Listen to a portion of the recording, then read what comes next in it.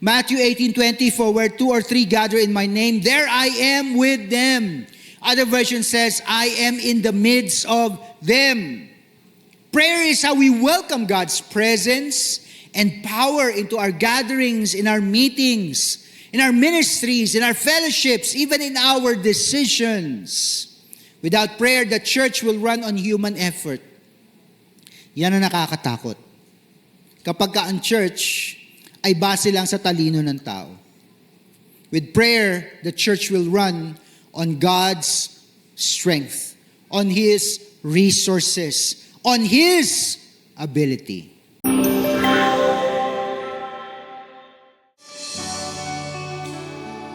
We sing. O kailan may di lalayo, ikaw ang kaligtasan ko, binabalot ng iyong lakas, sa piling mo ako'y ligtas. Kailan may di lalayo, ikaw ang kaligtasan ko, binabalot ng iyong lakas, pagpiling mo ako. Come on, for the last time, just your voice, sing. O kailan man di lalayo, ikaw ang kaligtasan ko, binabalot ng iyong lakas, sa piling mo ako'y ligtas.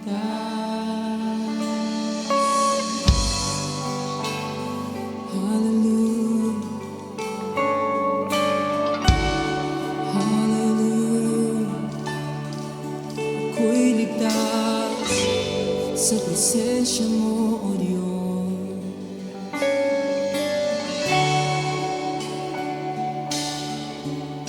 Bawat hini sa iyong biyaya, ako ay namamangha sa iyong kalinga.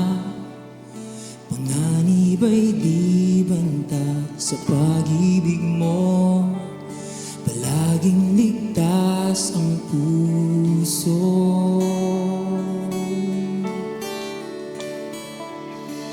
Mangusap ka, lingkod mo'y nakikinig, sa ingay man bulong mo'y natatangi. Pag-asa ikaw, sa iyo ang puso ko'y tatang.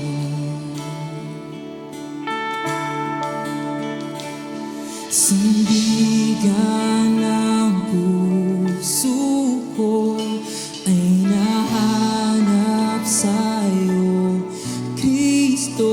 Pangalan mo'y kanlungan ko, kailan pa man. Minsan ba? Mausap ka, lingkod mo'y nakikinig, sa ingay man bulong mo'y natatangi. Pag-asa ikaw, sa iyong puso ko'y tatang. Sandigan ng puso ko, sandigan ng puso ko ay nahanap sa'yo, Kristo. Pangalan mo'y kanlungan ko, sandigan ng puso ko ay nahanap sa'yo,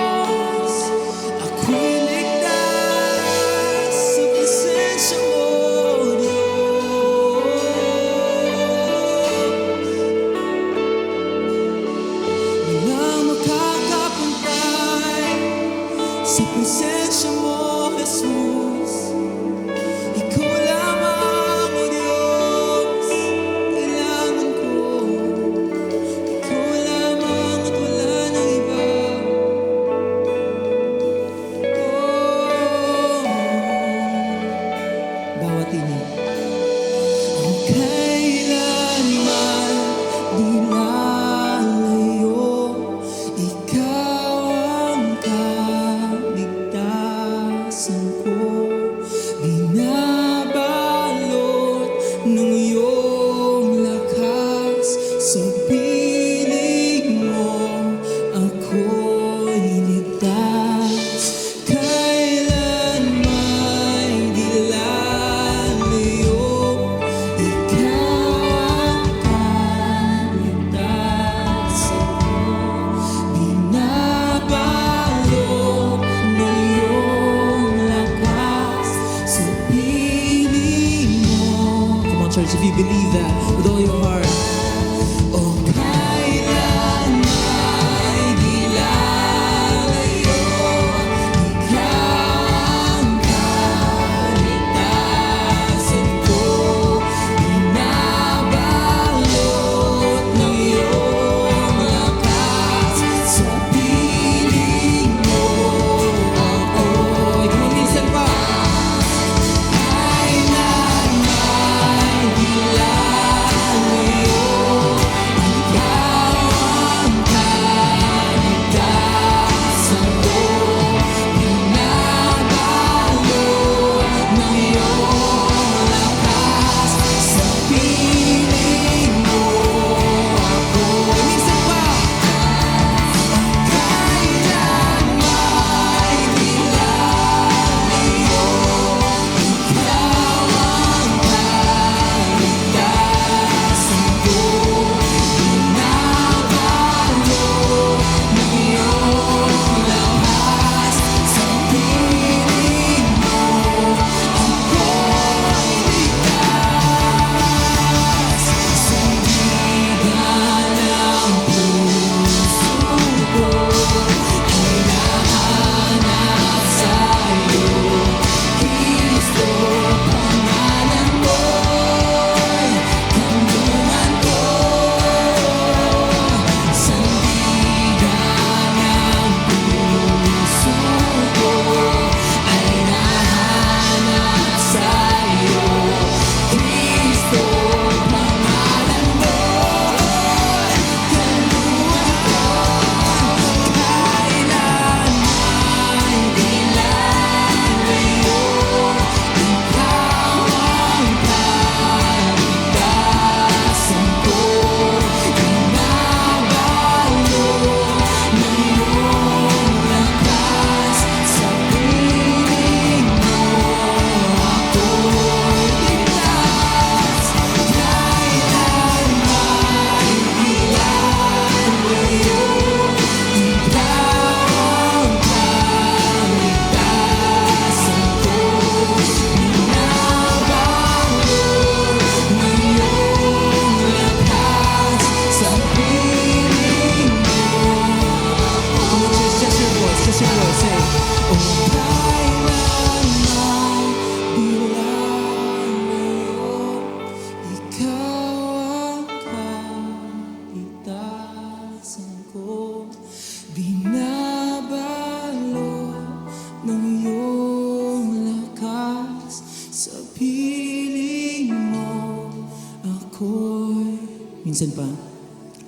Kailanman di lalayo, ikaw ang kaligtasan ko. Binabalot ng iyong lakas, sa piling mo. Hallelujah. Yes, Lord. Sandigan ng puso ko. Sandigan ng puso ko ay nahanap sa'yo, Kristo.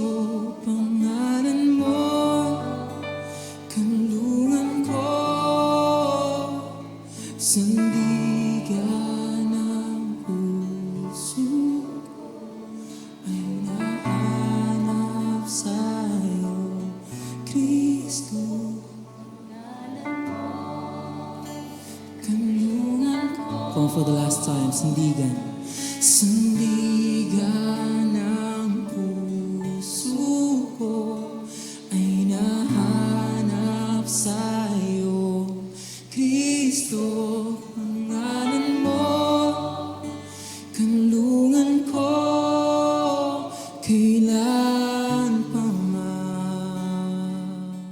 Anyway, we are still discussing the covenant season. Our goal for this season is to seek God's will, commit ourselves to His kingdom purposes, and of course, be engaged in the building of God's kingdom. Pinag-usapan na po natin ang building God's kingdom, being engaged, and ang pinakahuling bagay na diniscuss natin are the levels.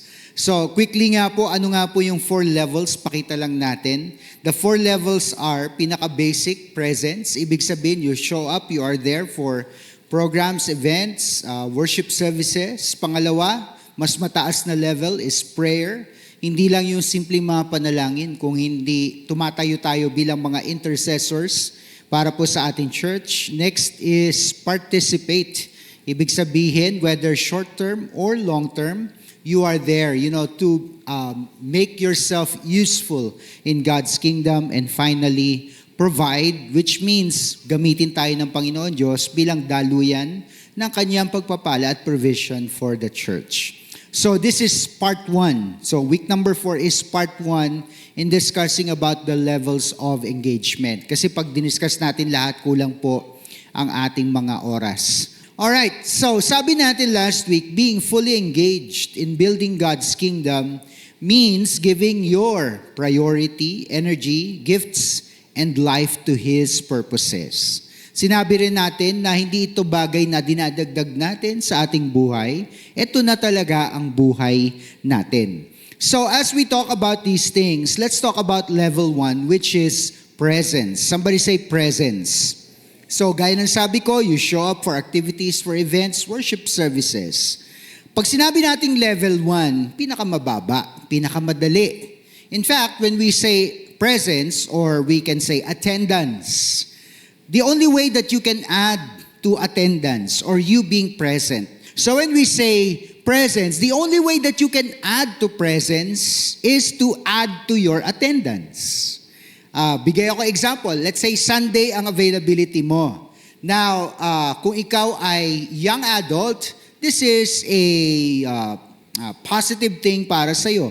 Pwede ka umattend ng worship service, tapos pwede ka pang umattend ng Young Adults Fellowship. Kasi ginaganap yon sa hapon.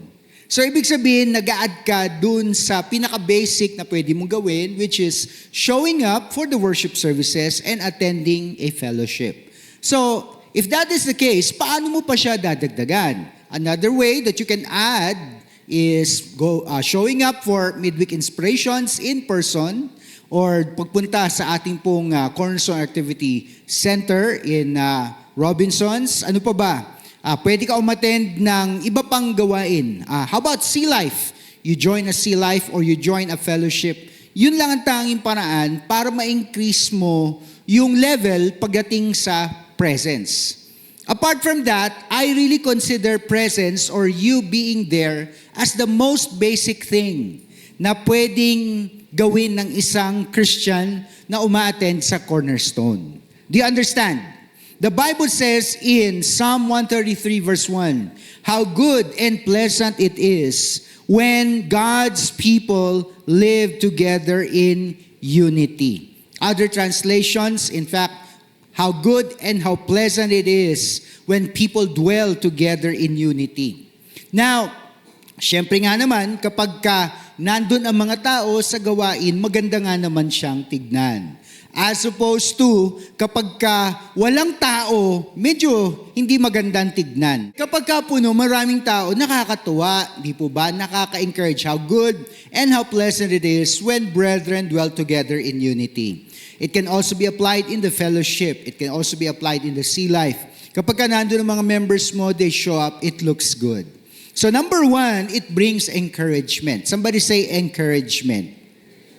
The Bible says in Hebrews chapter 10, verse 24 to 25, and let us consider how we may spur one another on toward love and good deeds, not giving up meeting together as some are in the habit of doing, but encouraging one another, and all the more as you see the day approaching. So ang gusto nating sabihin dito is this: when you show up, pag nagpapakita ka, when you go and be present sa mga activities, sa mga events, worship services, When you show up, you remind others that they are not alone in their faith journey.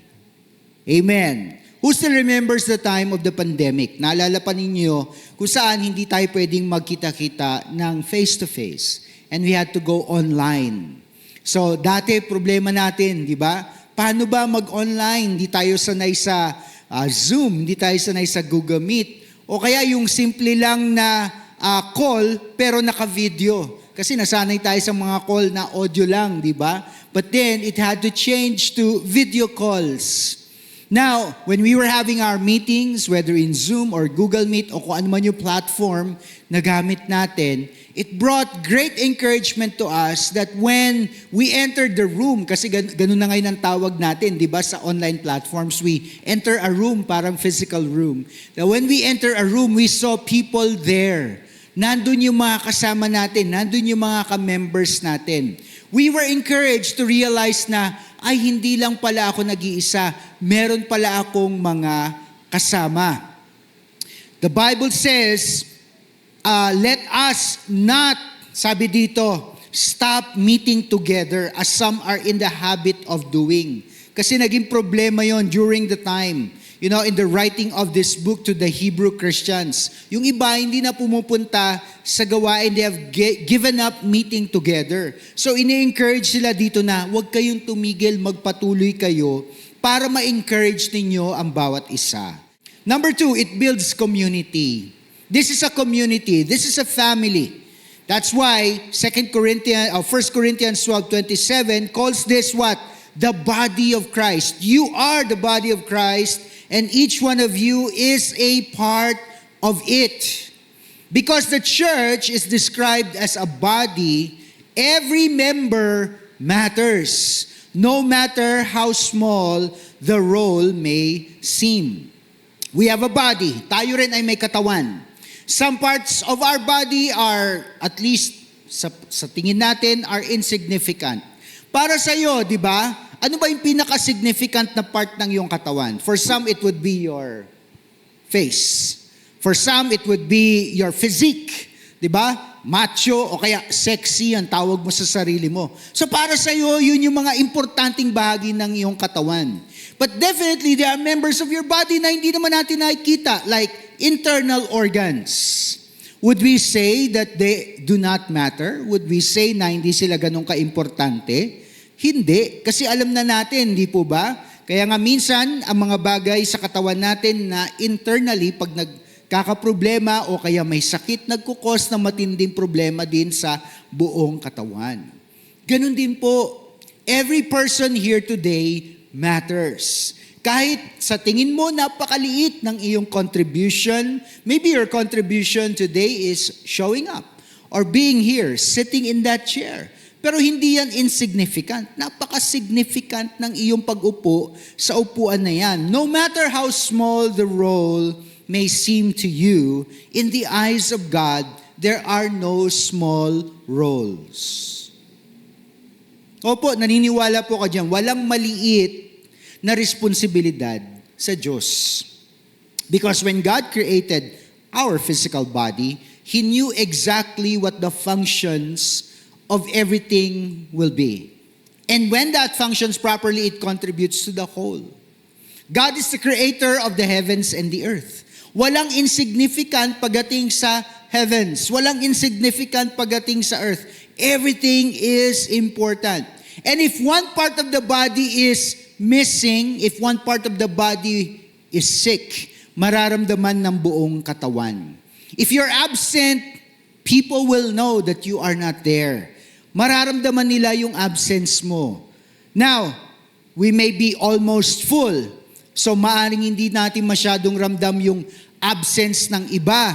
But if the person who is absent is somebody that you personally know, after this service, hahanapin mo siya. O kung hindi man after this service, maya-maya lang, maaring i-text mo siya. Nag-church ka ba today? Pwede niya sabihin, ay, hindi ako umattend ng 10 a.m. service, I attended the afternoon service. Ganun ba? Na-miss kasi kita eh, hindi tayo nagkita. Para sarap pakinggan, di po ba? Pwede ba just for the sake of, what I'm talking about, sabihin mo sa katabi mo, I will miss you if you're not here.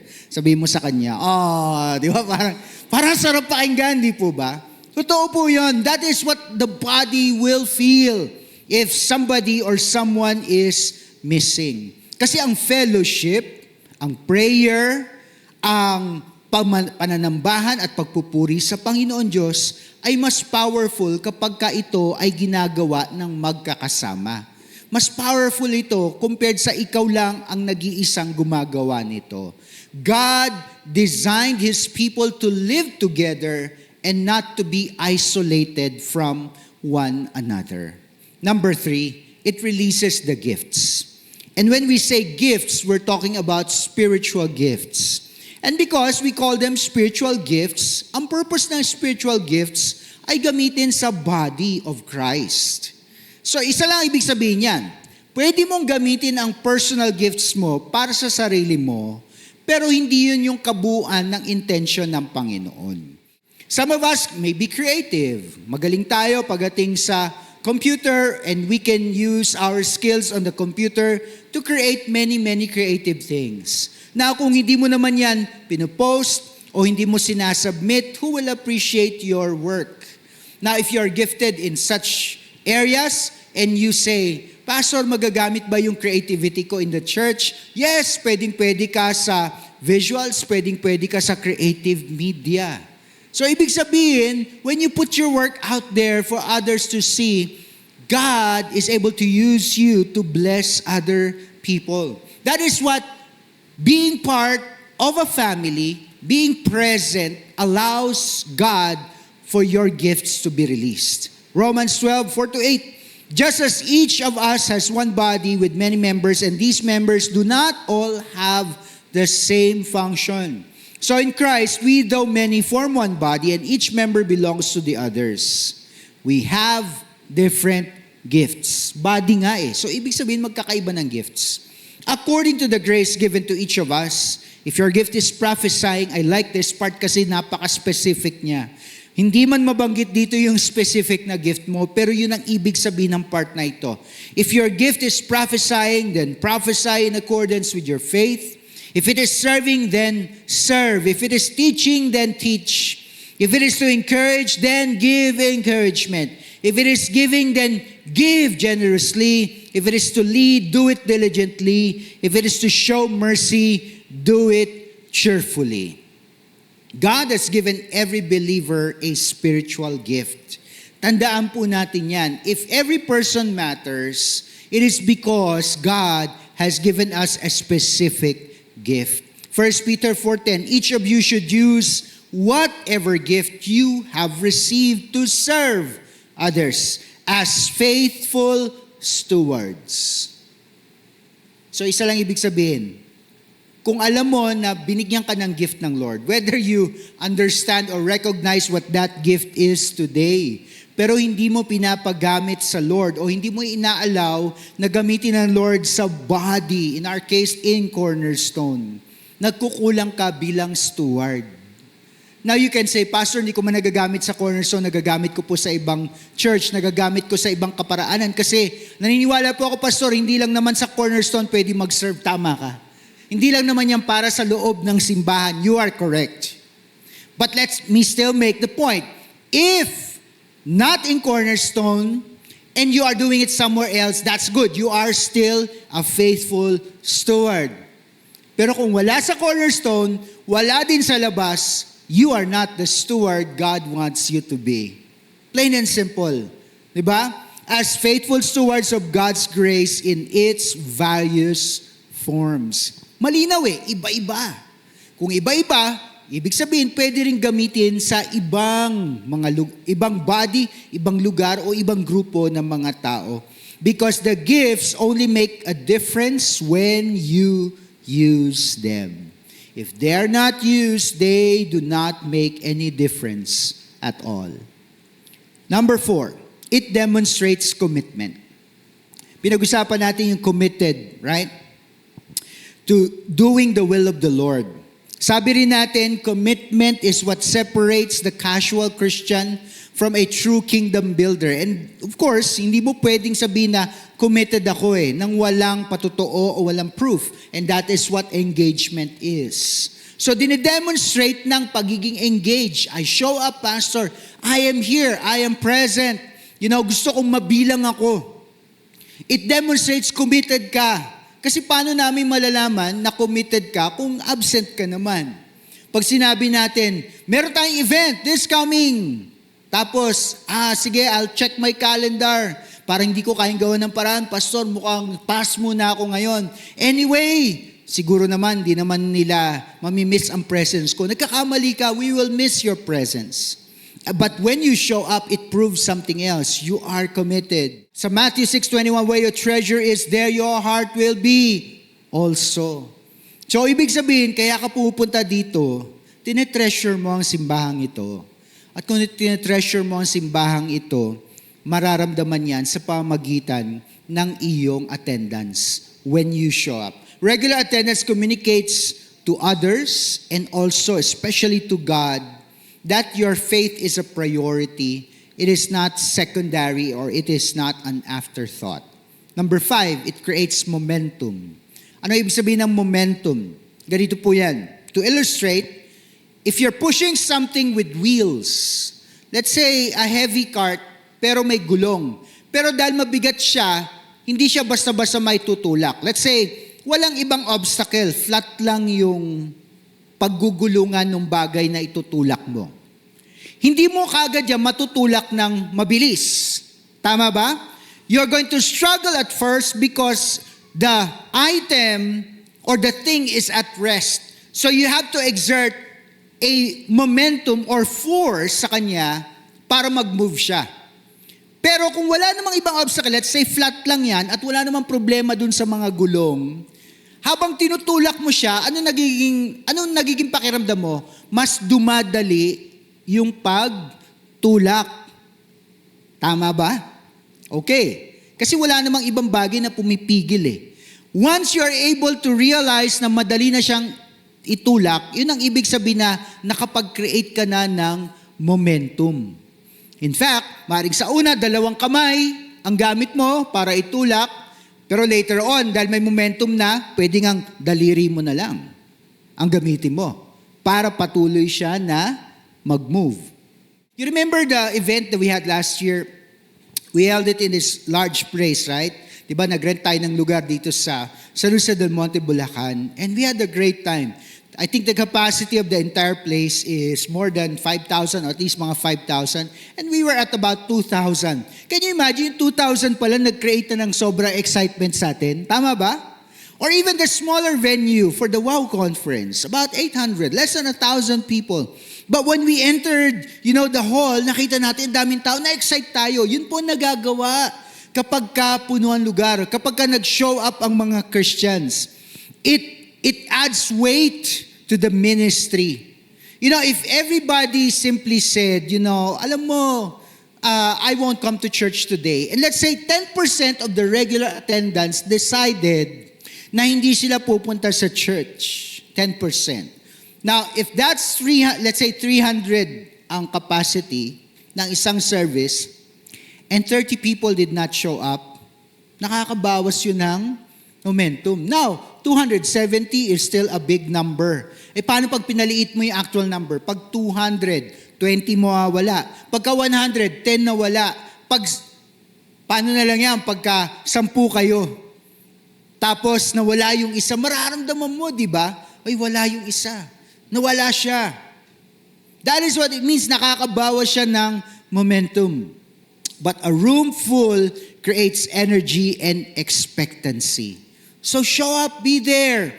Kung wala naman talagang tamang reason para umabsent sa church on a Sunday, huwag ka nang umabsent. Number 6, it is a witness. Witness to what? Witness to other people. It is a witness to friends, family, even unbelievers. Pag lumalabas kayo after the service, anong kinukos natin sa labas? Traffic. Siyempre, naiinis yung mga tao kasi na-traffic sila. Tama ba ako? Kasi kayo din naman naiinis pag may traffic eh. Tama ba? Pero bukod sa inis, sasabihin nila, ano ba to? Resort ba yan? Ano ba yung ang daming tao lumalabas? Kasi may mga ganun kami narinig eh. Ano ba yung Cornerstone? Kasi dati wala kang nakalagay na service schedule, walang ano. Kala nila resort ito, events place. It creates interest. And once they realize, wow, church pala yan. Grabe, ang daming sasakyan na lumalabas, ang daming taong lumalabas. Bakit sila pabalik-balik dyan every Sunday? Do you realize what's going on? Kahit na naiinis sila, it awakens their interest. Why do people keep coming back to this church?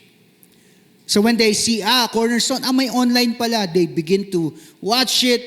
Then they say, bisitahin nga natin minsan itong lugar na ito. What's all this commotion about happening every Sunday? Witness.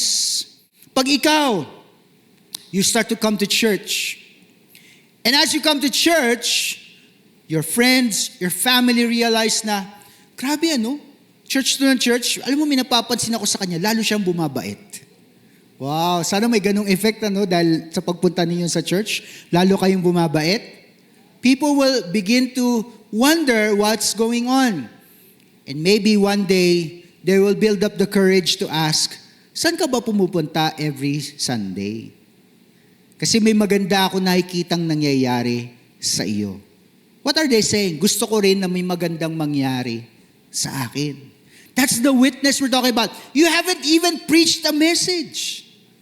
Wala ka pang binibitawang scripture. Nakikita pa lang nila yung pag-attend mo. And it's already speaking to them. Your presence might be the silent sermon that leads someone to accept Jesus Christ as Lord and Savior. The next topic is prayer. Anong sabi natin sa prayer? Hindi lang yung normal na prayer. Now, I believe at least you pray 3 times a day. Diba? Ano yun? Breakfast, lunch, and dinner. Kahit maiksing panalangin, thank you Lord for this food in Jesus' name. Amen. At least 3 times a day ginagawa mo yun. Hindi yun yung mga powerful prayers na nagke-create ng impact sa buhay mo. Naniniwala ba kayo doon? Ano yung mga prayers na nagke-create ng impact sa buhay mo? Yung talagang lumud ka? Yung talagang umiyak ka? Yung talagang inisip mo yung mga bagay na sasabihin mo sa Diyos? And when God answers, that's when you realize, wow, prayer is truly powerful. Now kung ganon para sa personal na buhay, ganon din pagdating sa church. Prayer is one of the most powerful contributions we can make to the life of the church. Totoo po yan. One of your most powerful contributions. Pero sa totoo lang, level 2 pa lang yan pagdating sa engagement. Pero powerful na ang impact sa ating pong simbahan. So you can show up for activities, for worship services, and programs of the church, but it's another level to constantly pray about things that really matter. What should you pray for pagdating sa church? Siyempre, pag-pray mo na unang-una, nasa gitna tayo o nasa sentro tayo ng kalooban ng Panginoon Diyos. Dapat lang. Diba? Pag-pray mo na tuwing may worship service, hindi lang ito para makiliti ang ating mga tenga at marinig ang mga bagay na gusto natin, kundi pagkakataon din para maministeryohan talaga tayo ng Diyos. Whether it's a rebuke, whether it's encouragement, whether it's instruction, that whenever we have worship services, we truly encounter God. Now the question is, have you ever prayed for the church in regards to those matters? Kasi kung hindi pa, kapatid, hindi ka pa talaga fully engaged pagdating sa panalangin. That's what we're talking about. Ganun kalalim na panalangin. Number 1, because it invites God's presence and power. Okay, now we're talking about God's presence, not your presence. Now, God is everywhere kasi He is omnipresent. Tama? When we say God is omnipresent, it is not just by geographical location, even time. God is in the past, He is in the present, He is in the future. Lahat yan nandun ng Panginoon. Everything is like present knowledge to Him. Everything is like present time sa Kanya. Pero pag sinabi natin it invites the presence of God, it allows Christians to realize that God truly is there. Matthew 18:20, "For where 2 or 3 gather in my name, there I am with them." Other version says, "I am in the midst of them." Prayer is how we welcome God's presence and power into our gatherings, in our meetings, in our ministries, in our fellowships, even in our decisions. Without prayer, the church will run on human effort. Yan ang nakakatakot. Kapag ka ang church ay base lang sa talino ng tao. With prayer, the church will run on God's strength. Number 2, it strengthens unity. Kanina, sabi sa Psalm 133, di ba? How good and how pleasant it is when brethren dwell together in unity. But it's not enough to be united. When we pray, we strengthen the unity. When we pray together, differences fade. Walls break down, and we see each other through the eyes of God. When we pray, what happens? God brings us together for His purposes, for His glory. A praying church will become a united church. And it brings us to the next one, it fuels ministry and mission. Mahalaga din yan. Kasi kapag ka nanalangin tayo, magagawa natin ang mga gawain ng Diyos at ma-accomplish natin ang mission. In fact, may kinalaman din yan dun sa unity.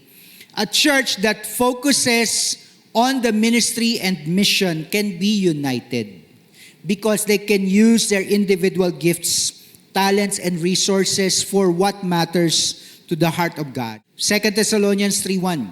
"As for other matters, brothers and sisters, pray for us that the message of the Lord may spread rapidly and be honored, just as it was with you." So ganito dapat ang mangyari. If you are on the next level of engagement in Cornerstone, behind every service, lahat ng gawain, every sermon, outreach, or mission work, dapat yung engine na nagpapatakbo nito, walang iba kundi ang mga panalangin nating lahat. Prayer is not the support ministry to the ministry, it is the fuel that makes ministry effective. Number 4, it protects the church from attack. May umaatake ba sa church? Definitely meron. We are not without spiritual attacks. And spiritual attacks takes on many forms. Minsan, mga tao na nagpo-post sa internet, things against us. It can be attacks from people outside of our community. Whatever it is, we are not without spiritual attacks. Ephesians 6:18, "And pray in the Spirit on all occasions, with all kinds of prayers and requests. With this in mind, be alert and always keep on praying for all the Lord's people. Pray also for me, that whenever I speak, words may be given so that I will fearlessly make known the mystery of the gospel, for which I am an ambassador in chains. Pray that I may declare it fearlessly as I should." So anong dapat natin gawin? Prayer for your pastors, leaders, and their families, as well as your families and your ministries. Pray na i-cover itong lahat ng Panginoon Diyos from all manner of spiritual attacks. Number 5, malapit na po. It releases healing and breakthrough. Every service does not have to be the usual service. Every activity in the church does not have to be just another activity. It must be an encounter with the Lord. James 5:16, what does it say? "The prayer of a righteous person is powerful and effective." When we pray, it creates space for God to do the impossible. I think we have some interesting and powerful testimonies to hear this coming covenant celebration. Nakakatuwa lang. Bakit? Kasi pinapatunayan nito na pagka nanalangin tayo, binibigyan natin ng puwang si Lord na gawin ang mga imposibleng bagay. Number 6, it revives and sustains the church. Every revival in history did not happen by accident. Every revival happened because people were praying. Ganun din po, hindi nagbabago ang formula for revival in the church. When God's people get serious in prayer, He awakens hearts. Pinupukaw daw niya ang mga damdamin ng mga tao. Ano pa nangyayari? Nililigtas niya ang mga naliligaw. At binubuhay niya muli ang kanyang simbahan. That's why prayer is not just for maintenance, it is also for revival fire. And lastly, number 7, it builds faith and expectancy. Kasi kaya nga may testimony, di ba? Kasi may ginawa ang Lord. Kumilos siya. Every answered prayer strengthens the whole body and reminds us that God is active among us. So pray.